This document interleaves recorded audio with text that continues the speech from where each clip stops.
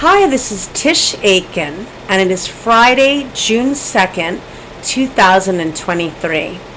And we're building up to a full moon in Sagittarius that takes place on June 3rd at 11:43 p.m. Eastern Standard Time at 13 degrees and 18 minutes of the mutable fire sign of Sagittarius.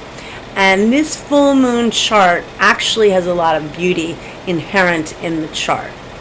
There was a lovely pairing, although I can't say I feel it right now, but we're working with it, and this energy looms, really sets the tone for Jupiter in Taurus.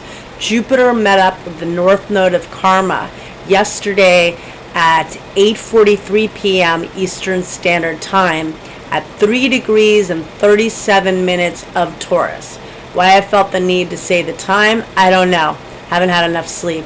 But you do want to know the degree. So it met up yesterday. The two meet up approximately every 12 years. This is a very, very lovely pairing. Jupiter is in a sign that requires patience. It's like planting seeds and growing your own garden, using your natural resources, your skills, and your talents, planting that garden, watering the flowers and the plants, and giving plant food and nurturing your dream, nurturing yourself in this really tough time.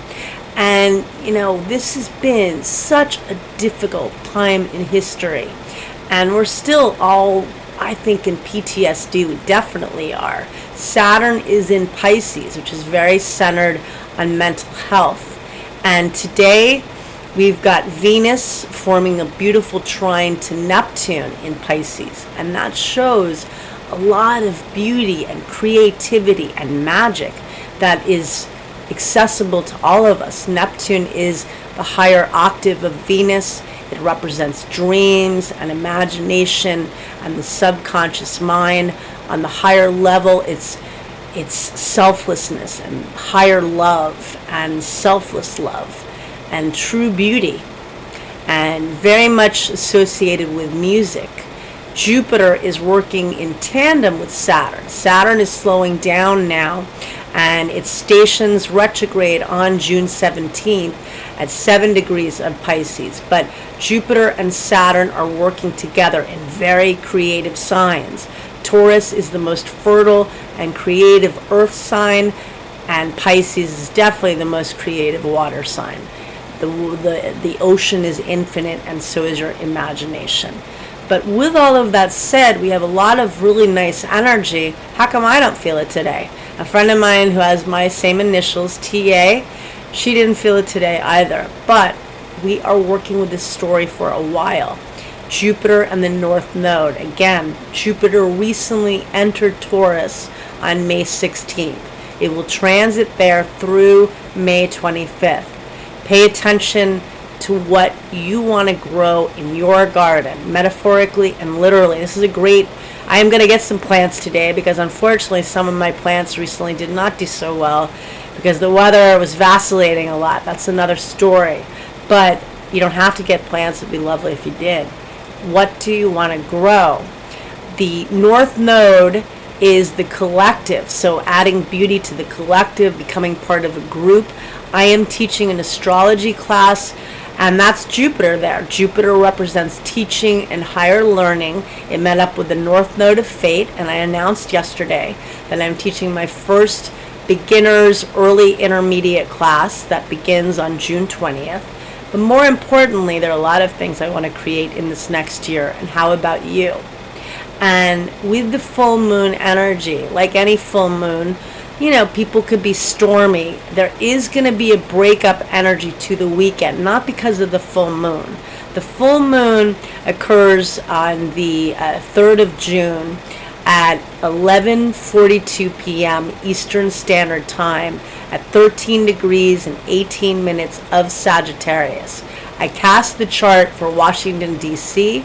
It has Aquarius ascendant, and Pluto is at 0 degrees of Aquarius. It's about to re-enter the late degrees of Capricorn, and it's conjunct the ascendant. The ascendant is Aquarius. It's 1 degree Aquarius rising. And so this is about building community, breaking free from things that are keeping you confined. We were in the epic of Capricorn, then we entered the new age of Aquarius, and now we don't know what the heck we're doing. We're in a hybrid of this Aquarius Pisces story. Pluto in Aquarius and Saturn in Pisces. Good luck to all of us with that journey. AI or swimming in the ocean, I don't know. Outer space or snorkeling, but basically both. It's not funny, actually, because we really need to be grounded. And so pay attention. Mercury cleared its shadow on May 31st, where it retrograded on April 21st, right in the middle of eclipse season. Mercury retrograded at 15 degrees of Taurus. That's the world access, big events, big news, but impacting people on the world stage and each and every one of us. It also set off the total lunar eclipse from last November, and it set off the eclipse on May 5th, the lunar eclipse at 15 degrees of Scorpio. Now Mercury has cleared its shadow. Jupiter is in Taurus. Jupiter retrogrades on September 4th at 15 degrees of Taurus, setting off the lunar eclipse in November, the lunar eclipse in May, the Mercury station. Lots to work with, but now if you've been dealing with a lot of issues with money or debt or intimacy or loss or all of the above, or just emotional challenges, this might be a way to heal, whether it's developing your skills, what makes you happy, art, beauty. And with Saturn in Pisces, how can you anchor yourself in a very challenging time? When Pluto's entering Aquarius, and it's definitely just dipped in, it's going to be in Aquarius through 2044.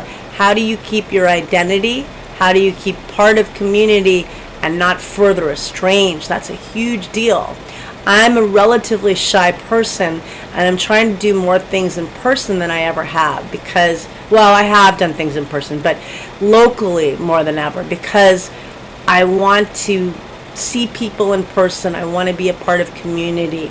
I don't want to be living in a machine. I don't want to be an appendage of the psychic machine. That would be me.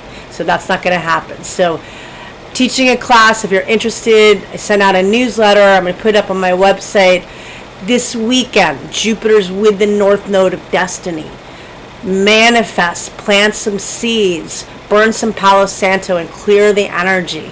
If you have green aventurine, that's a really good manifesting stone. If you have pyrite, that's excellent. I have 2 big pyrite spheres I love. I actually have 3. I have more than that, but whatever. And there are a lot of good. Citrine, real citrine, is an excellent manifesting stone. And this is very creative, very much about education and classes too. And beauty. Okay, so take care. Bye-bye.